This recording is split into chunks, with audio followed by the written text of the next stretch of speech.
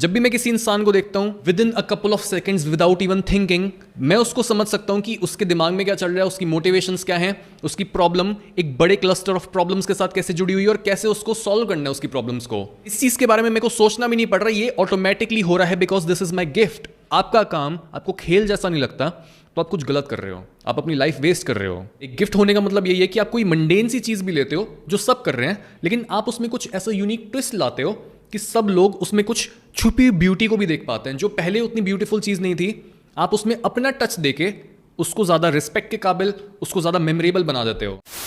आपने अभी तक ये नहीं समझा कि आपका नेचुरल टैलेंट क्या है और आपको किस तरह का करियर चूज करना चाहिए, ओनली बिकॉज आप कहीं ऐसे झूठों में बिलीव करते हो जो आपको रोकते हैं सेल्फ अवेयरनेस गेन करने से।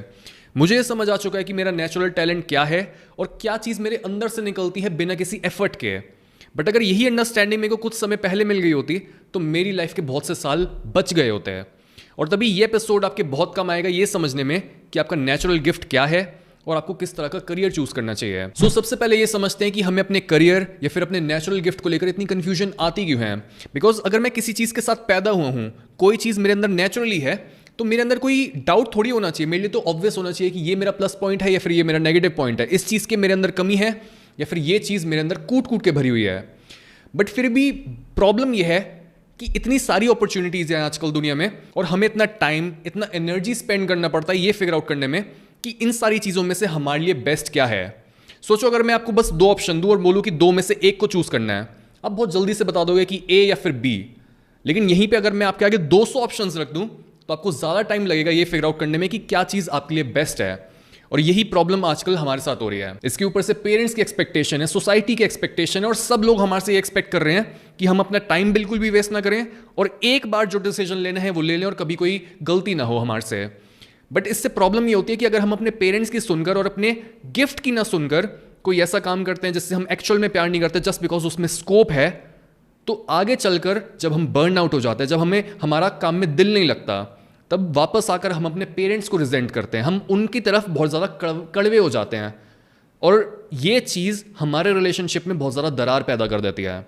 बट अगर दूसरी साइड हम अपने पेरेंट्स की ना सुनकर, सोसाइटी या फिर रिलेटिव्स की ना सुनकर कोई ऐसा काम करते हैं जो हमारी कॉलिंग है, बट उसमें हम एक दो ट्राई करने के बाद फेल हो जाते हैं, तब वापस से सारे रिलेटिव्स और पेरेंट्स बोलते हैं कि तुम्हें पहले ही वॉर्न किया था, तुमने हमारी सुनी नहीं, अब वापस से आओ और वो काम करो जो हमने तुम्हें शुरू में बोला था। But our society as a whole हम ये भूल चुके हैं कि हर इंसान इस दुनिया में एक टैलेंट या फिर गिफ्ट को लेकर आता है और ये उस तरह की बात साउंड करती है कि हाँ सुनने में अच्छा है लेकिन शायद प्रैक्टिकल नहीं है। But let me convince you otherwise, because in order to get most out of your life, ज्यादा से ज्यादा फ्रीडम पाने के लिए, ज्यादा से ज्यादा पैसा कमाने के लिए और अपने काम से ही हैप्पीनेस और फुलफिलमेंट पाने के लिए आपको एक्सटर्नल गाइडेंस की जरूरत नहीं है कि दुनिया आपको बताए कि आपको क्या करना है या फिर आपको देखना पड़ेगी किस चीज का स्कोप है, आपको अपने पेरेंट्स की सुनना पड़े। नहीं, आपको चाहिए इंटरनल गाइडेंस। आपको ये ढूंढना है कि आप क्या कर सकते हो बेस्ट। बिकॉज जो भी अपॉर्चुनिटीज होती हैं दुनिया में, जो भी मार्केट में अभी नया ट्रेंड आया होता है, ये सारी चीजें चेंज होती रहती है, टेक्नोलॉजी भी चेंज होती रहती है।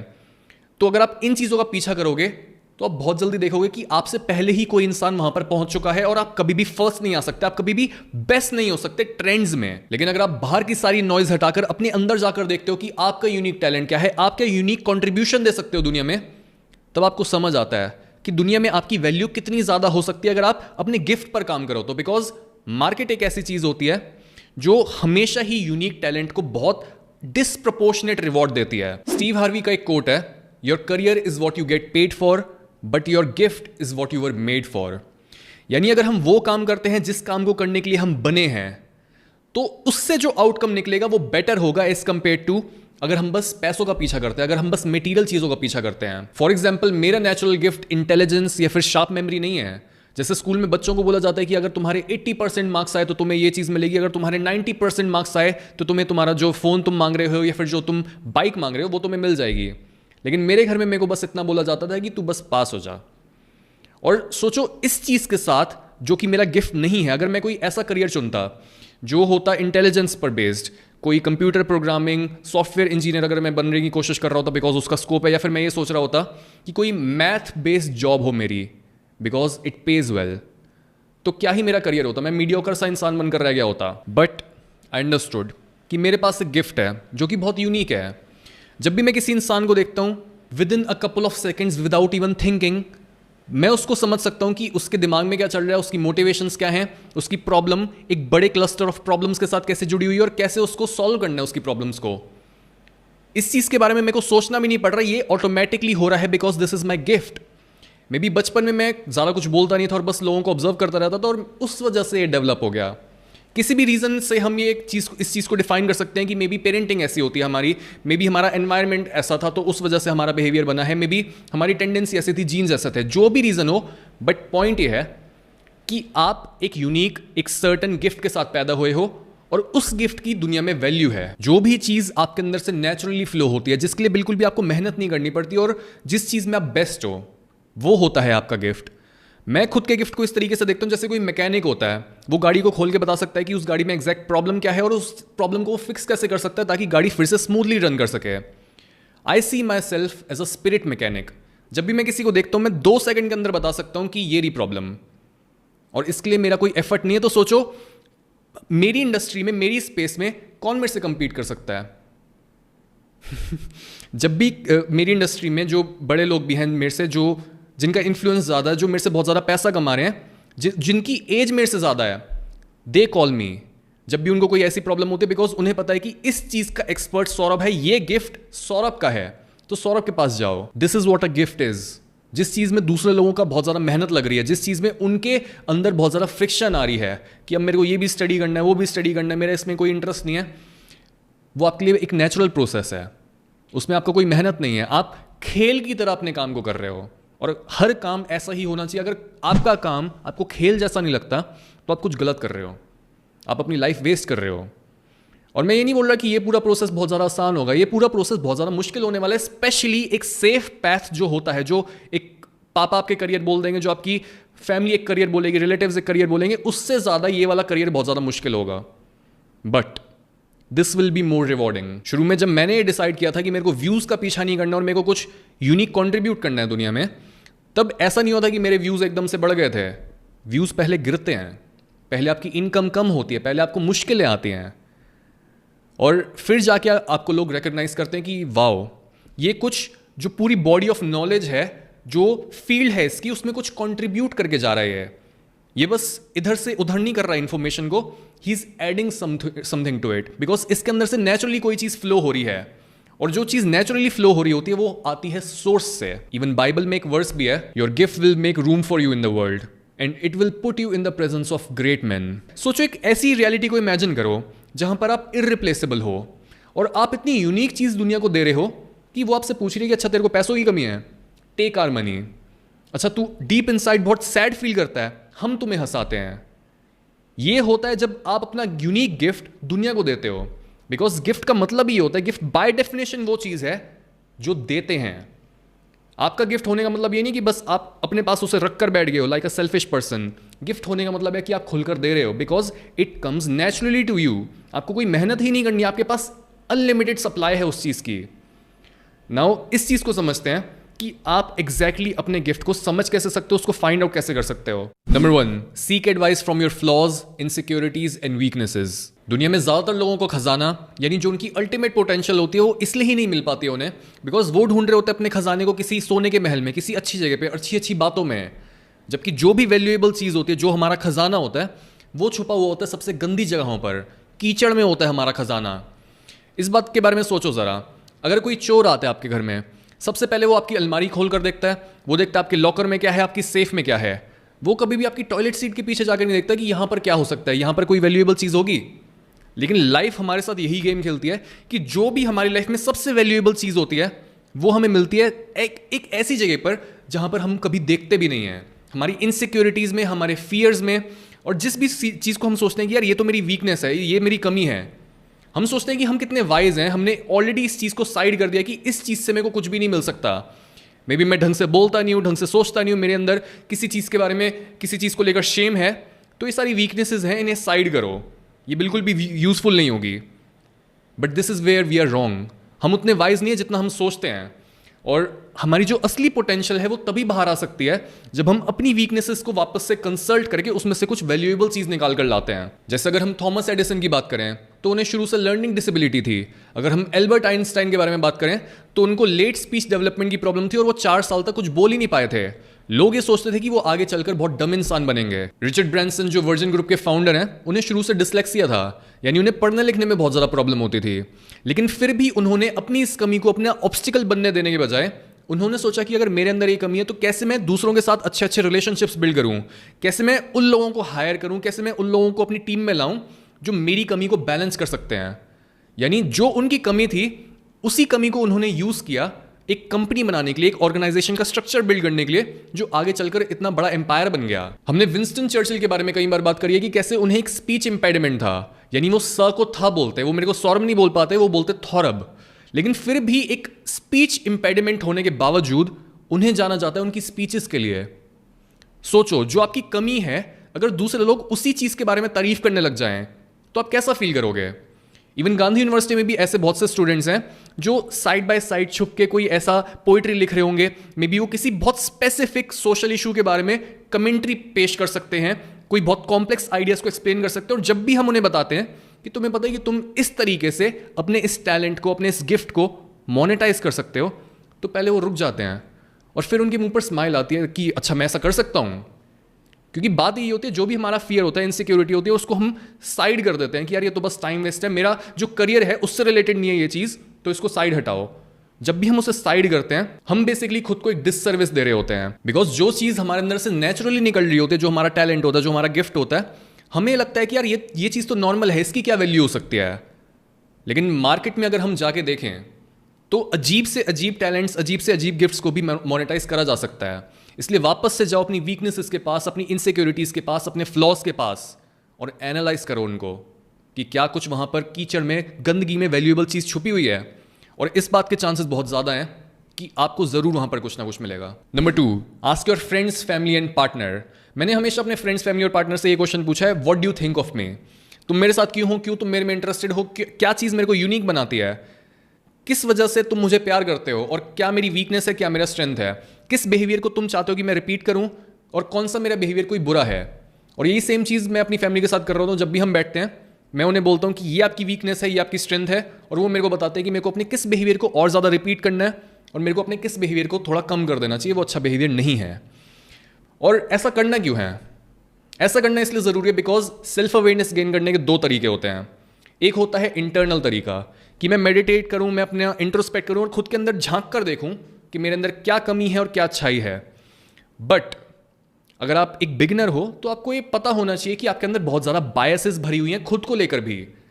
तो आपके लिए फिगर आउट करना बहुत क्लियरली मुश्किल होगा कि आप कौन हो और आपके अंदर क्या अच्छाई है, बुराई है। आप बहुत सारी अपनी बुराइयों को देखोगे भी नहीं, आप इंटरेस्टेड ही नहीं होगे अपनी वीकनेसेस को फेस करने में। तो ऐसे समय पर जब आप एक बिगिनर हो, दूसरे लोगों से पूछो, वो बताएंगे कि आपके ब्लाइंड स्पॉट्स क्या हैं। अपने आसपास अगर आप 10-15 लोगों से रिव्यू ले रहे हो कि इसके दिमाग में मेरी इमेज ऐसी है, उसके दिमाग में मेरी इमेज ऐसी है, वो इस तरीके से मेरा ओपिनियन रखता है, अगर मैं इन सारे ओपिनियंस को इकट्ठा करूं और मैं एक एवरेज निकालूं इन सारी चीज़ों का, तब मेरे को एक रफ आइडिया मिल सकता है कि मैं दूसरे लोगों की लाइफ में क्या वैल्यू प्रोवाइड करता हूं और फिर मैं उस वैल्यू को मोनेटाइज कर सकता हूं। एक एग्जाम्पल मैं आपको बहुत सिंपल सा देता हूं। जो भी मैंने रिव्यू लिए हैं दूसरे लोगों से मेरे बारे में, उनमें कई कॉमन चीज़ें ऐसी निकल के आई कि I am good at communicating, मैं एक अच्छा लीडर हूँ, मैं स्टेबल हूँ, मेरे इमोशंस उथल पुथल नहीं हो रहे होते, तो they can look up to me. कोई भी मुश्किल प्रॉब्लम आती है तो मेरे पास आ सकते हैं, मैं उन्हें बताऊंगा कि मेरा पर्सपेक्टिव क्या है, बिना किसी बायस के, बिना किसी इमोशनल इन्फ्लुएंस के। और एक और चीज़ ये मैंने बार बार सुनी है अपने फ्रेंड से और पार्टनर से कि जब भी कोई डीमोटिवेटेड होता है मेरे आसपास, जब भी किसी को होप नहीं मिल रही होती कि उसे अपनी लाइफ में क्या करना है, तब मैं कुछ इस तरीके से अपनी बात को रख सकता हूँ, मैं कोई ऐसा पर्सपेक्टिव दे सकता हूँ जिससे वो इंसान मोटिवेटेड फील करता है या फिर उसे पता होता है कि उसे अब अपनी लाइफ में क्या करना है। तो अगर मैं इन सारे रिव्यूज़ को साथ में जोड़ता हूँ तो मैं ये फिगर आउट कर सकता हूँ कि मैं अच्छा हूँ कम्युनिकेशन में, और कम्युनिकेट करने के थ्रू मैं किसी इंसान को ऐसा फील करा सकता हूँ जिससे वो अपनी लाइफ में आगे बढ़ सकता है। और इस पूरे गिफ्ट की, इस जो मेरे अंदर ये नेचुरल टैलेंट है, इसकी मार्केट में वैल्यू है। और तभी ये एक बहुत आसान और एक बहुत इफेक्टिव तरीका ये फिगर आउट करने का कि आपका गिफ्ट क्या हो सकता है। जब भी आप दूसरों से पूछोगे वो एग्जैक्टली बता देंगे कि भाई ये तेरी कमी है और ये तेरी स्ट्रेंथ है। जब भी मैं तेरे साथ होता हूँ मेरे को ऐसा फील होता है कि हाँ मैं लाइफ में कुछ भी कर सकता हूँ, या फिर जब भी मैं तेरे साथ होता हूँ मैं खुश रहता हूँ, या फिर तू खाना बहुत अच्छा बनाता है। कोई भी चीज़ वो आपको बता सकते हैं, और हर इंसान के रिव्यू का एक एवरेज निकाल कर देखो कि कॉमन थीम क्या निकल के आ रहा है, क्या आप वैल्यू प्रोवाइड कर रहे हो दूसरे लोगों की लाइफ में, और फिर उससे जोड़ने की कोशिश करो किसी एक्चुअल रियल लाइफ स्किल के साथ। Number 3, get rid of fear of having no money. एक बुक है what are you doing with your life by Krishnamurti, और इसमें एक पैसेज है जो मैं आपको रीड करके सुनाना चाहता हूँ, और उसके बाद हम डिस्कस करते हैं कि इस पैसेज का मतलब क्या है। He is saying to find out what you really love to do demands a great deal of intelligence, because if you are afraid of not being able to earn a livelihood or of not fitting into this rotten society, then you will never find out. But if you're not frightened, if you refuse to be pushed into the groove of tradition by your parents, by your teachers, by the superficial demands of the society, then there is a possibility of discovering what it is that you really love to do. So, to discover, there must be no fear of not surviving. But most of us are afraid of not surviving. We say, what will happen to me if I don't do as my parents say, if I don't fit into this society? Being frightened, we do as we are told. And in that, there is no love. There is only contradiction. Contradiction यहाँ पर ये है कि मैं प्यार किसी चीज़ से कर रहा हूँ, लेकिन मैं फिर भी बोल रहा हूँ कि मेरे को इस चीज़ को फॉलो करने में बहुत ज़्यादा डर लगता है, तो मैं इस चीज़ को फॉलो करूँगा ही नहीं। सोचो अगर आपका एक लवर है, आपकी केमिस्ट्री उससे बहुत अच्छी बनती है, आप दोनों एक दूसरे को बहुत ज़्यादा प्यार करते हो, बट आप फट्टू हो और आप उसको बोल नहीं पा रहे हो कि यार मैं तेरे से बहुत ज़्यादा प्यार करता हूँ, तो चल जो भी रिस्क है इट डजेंट मैटर, हम साथ में कुछ बिल्ड करने की कोशिश करते हैं। आप उसे बोल देते हो कि बहुत ज़्यादा रिस्क है यार, मैं करना चाहता हूँ तेरे साथ शादी, मैं तेरे साथ रिलेशनशिप में भी आना चाहता हूँ, बट रिस्क है कि ब्रेकअप हो गया और मेरे को दर्द हो गया, तो मैं कोई सेफ ऑप्शन चूज कर लेता हूँ जो मेरे पेरेंट्स ने चुना है। बेसिकली आप जिस तरीके से अपने करियर को देखते हो वो यही नज़र है कि उस करियर में जिससे मैं एक्चुअल में प्यार करता हूँ, जो मेरा गिफ्ट है, जो मेरे अंदर से नेचुरली बाहर आ रहा है, मैं फॉलो उसी चीज़ को करना चाहता हूँ, मेरा पैशन वही है, मेरा प्यार वही है, बट उसमें रिस्क है। तो मैं चूज कर लेता हूं वो सारी चीजें जो बोलती है, जो सोसाइटी मेरे को बोलती है, जो मेरे पेरेंट्स मेरे को बोलते हैं, and in that there is no love. और अगर आप ऐसी कोई चीज फॉलो करते भी हो, अगर आप एक करियर ऐसा चुन लेते हो जो आपके पेरेंट्स या फिर आपको सोसाइटी बोल रही है कि ये सही है, आप बाद में 100% सबको रिजेंट करोगे, और आपसे जो ऊपर होगा, जो एक्चुअल में अपने पैशंस को फॉलो कर रहा होगा और उससे पैसे भी कमा रहा होगा, आप उसे देखकर हेट करोगे, आपके अंदर जलन मचेगी, आपको गुस्सा आएगा, बिकॉज डीप इनसाइड आप भी जानते हो कि आपके अंदर भी सेम पोटेंशियल थी जो आपने वेस्ट कर दी, बिकॉज आपने दूसरों की सुन ली और आपने फियर की मौजूदगी में भी रिस्क नहीं लिया। फियर हमेशा रहेगा, लेकिन करेज होने का मतलब ये है कि फियर की प्रेजेंस में आगे बढ़ो। इसके साथ ही आप जिस भी चीज से प्यार करते हो हमेशा उसको तोड़कर देखो कि आपका एक्चुअल गिफ्ट क्या है। एग्जाम्पल के तौर पर, अगर आपको सुपर हीरो मूवीज बहुत ज्यादा पसंद है, आप सुपर हीरो मूवीज देखते हो, मार्वल, डीसी, कॉमिक्स आप कलेक्ट करते हो, आपके पास सारा पूरा मूवीज का कलेक्शन है, बट ये आपका गिफ्ट नहीं है, this is only your passion. आपको अच्छा लगता है, आपको प्लेजर मिलता है, आप सीधा सीधा इसको मोनेटाइज नहीं कर सकते, बट अगर आप दिमाग लगाते हो कि इसका मतलब क्या है, इसका मतलब ये हो सकता है कि मैं इसके अराउंड एक ब्रांड बिल्ड कर सकता हूं। मे बी मैं कोई ऐसी टी शर्ट्स बना सकता हूं जिसके ऊपर सुपर हीरोज लगे हुए होते हैं, उनके जो भी बैटमैन, सुपरमैन, ये सारे बने हुए होते हैं, और वो मैं उस ऑडियंस को सर्व कर सकता हूं जो मेरे जैसे हैं। तो डीप इनसाइड अगर हम बॉटम में देखें, आपका गिफ्ट एक्चुअल में ये नहीं है कि आपको सुपर हीरोज पसंद है, दैट्स योर पैशन। गिफ्ट यहां पर ये हुआ कि आपको एक सर्टेन कॉज के अराउंड एक मूवमेंट क्रिएट करना आता है, आपको एक सर्टेन इमोशन को एक्सप्रेस करना आता है, आपको लोगों को मूव करना आता है। इस तरीके से तोड़ के देखना है कि ये मेरा प्यार है, तो ये बॉटम में ये है उसके, ये मेरी स्किल है। मैं बिना किसी एफर्ट के इस तरीके के लोगों को जोड़ना जानता हूं, मैं ये चीज कम्युनिकेट करना जानता हूं, और ऐसे अपने गिफ्ट को समझ के आप कोई ऐसी चीज क्रिएट कर सकते हो जिसके लिए दुनिया में आपको जाना जाएगा।